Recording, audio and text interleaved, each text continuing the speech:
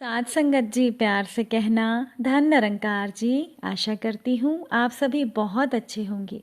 आप सभी का बहुत बहुत स्वागत है। एक नई साखी के साथ फिर से हाजिर हूँ मैं।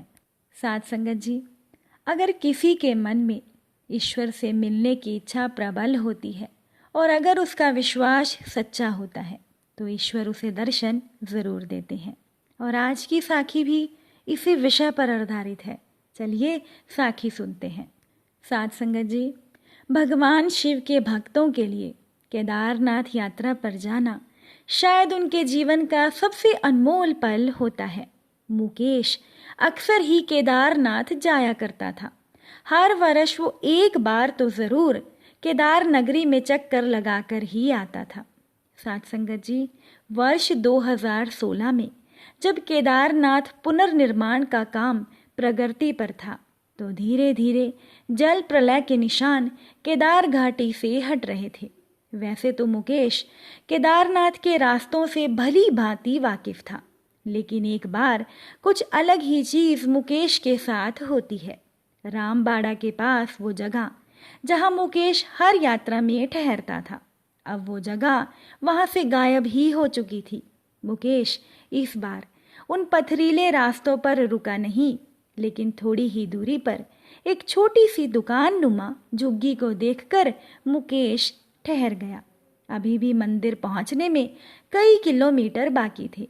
ऐसे में मुकेश ने उस स्थान पर थोड़ी देर ठहरकर थकान मिटाने का इरादा बनाया था। साथ संगत जी, मुकेश उस स्थान पर बैठा ही था कि पीछे से एक बुजुर्ग व्यक्ति आकर मुकेश से कहता है कि कहाँ से आए हो बेटा, बड़े थके हुए लग रहे हो, कुछ खा लो। थके हुए बाबा के दरबार में जाओगे तो कैसे काम चलेगा, बताओ तुम क्या खाओगे। साथ संगत जी, मुकेश उनकी तरफ बड़ी ही आशा भरी निगाहों से देखता है।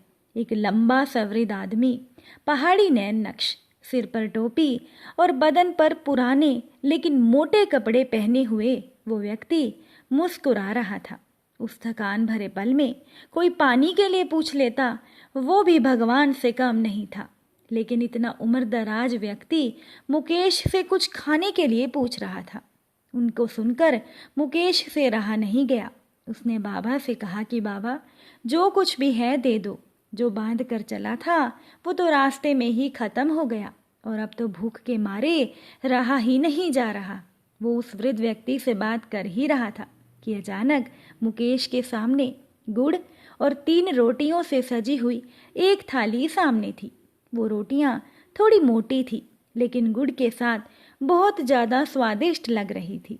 साथ संगत जी, मुकेश ने खाना खाकर ठंडा पानी पिया और उस वृद्ध व्यक्ति से पूछा कि बाबा, यहाँ सब कुछ खत्म हो गया है, दूर दूर तक सन्नाटा है, फिर भी आप यहाँ अकेले क्यों रहते हो?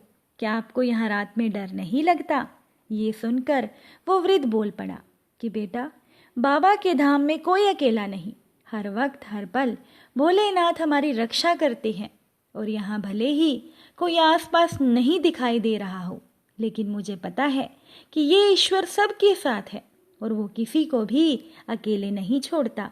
साथ संगत जी, वृद्ध व्यक्ति ने मुकेश से कहा कि जैसे तुमको मैं मिल गया वैसे ही मुझे भी यहाँ कोई ना कोई मिलता रहता है और मैं सबसे खाने पीने के लिए पूछ ही लेता हूँ।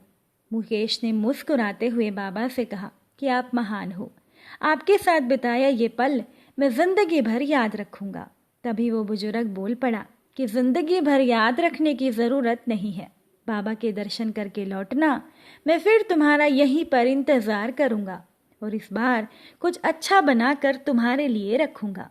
मुकेश की आंखों में खुशी साफ दिख रही थी कि मानो बाबा केदारनाथ के दर्शन से पहले ही उसने किसी भगवान के दर्शन कर लिए हों। साथ संगत जी, मुकेश वहाँ से आगे बढ़ता है और शाम ढलने से पहले बाबा के धाम पहुँच जाता है। केदार घाटी में बहती हुई ठंडी हवा और मंदिर में बजते हुए घंटों की आवाज़ से मुकेश मानो किसी दूसरे ग्रह में खो गया हो और उसे वहाँ हर जगह भगवान शिव शंकर के होने का आभास हो रहा था। सुबह जल्दी उठकर बाबा केदारनाथ के दर्शन करने के बाद वो वापस लौट रहा था।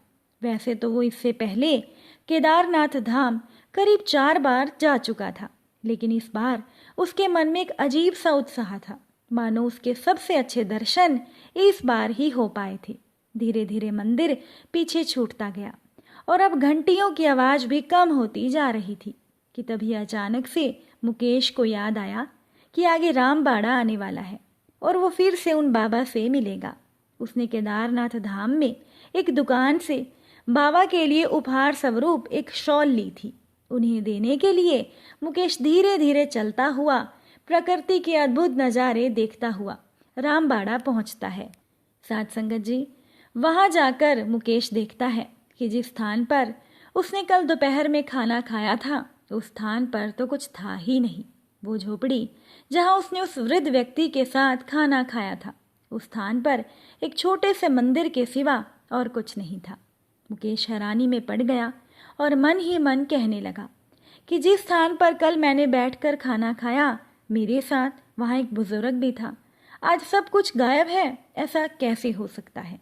तभी मुकेश को एक तीर्थ यात्री को लादे हुए एक स्थानीय पिट्ठू व्यक्ति जाते हुए दिखा। तो मुकेश ने उससे पूछा कि भैया, यहाँ तो एक झोपड़ी थी, वो कहाँ है?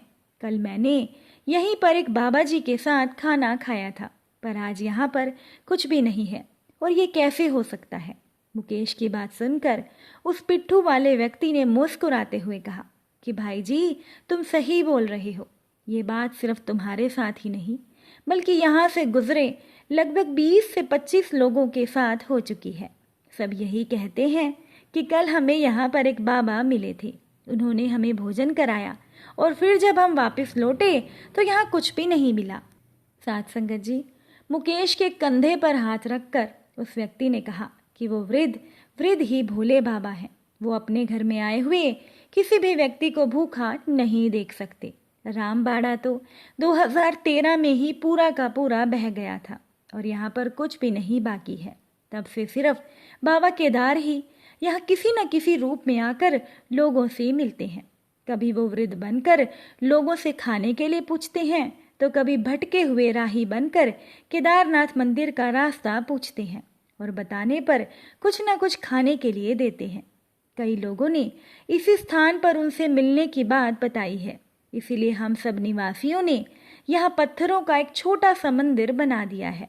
हो ना हो वो वृद्ध ही भोलेनाथ थे, जिन्होंने तुम्हें भूखा देखा तो खुद रह नहीं सके और अपने साथ तुम्हें भोजन कराया।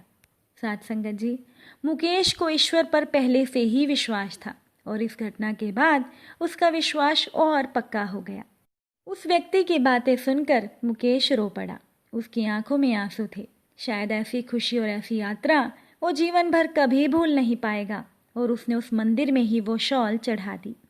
उसने उस दिन ये वादा किया कि जब तक उसकी सांसें चलेंगी तब तक वो हर साल केदारनाथ जाएगा और उस जगह रुककर माथा ज़रूर टेकेगा और यही कामना करेगा कि जो वृद्ध व्यक्ति उसे वहाँ मिले वो कभी न कभी किसी न किसी यात्रा में उसे ज़रूर मिलेंगे। उम्मीद करती हूँ साखी आपको अच्छी लगी होगी। अगर अच्छी लगी हो तो वीडियो को लाइक ज़रूर कीजिएगा। साथ संगत जी, प्यार से कहना, धन निरंकार।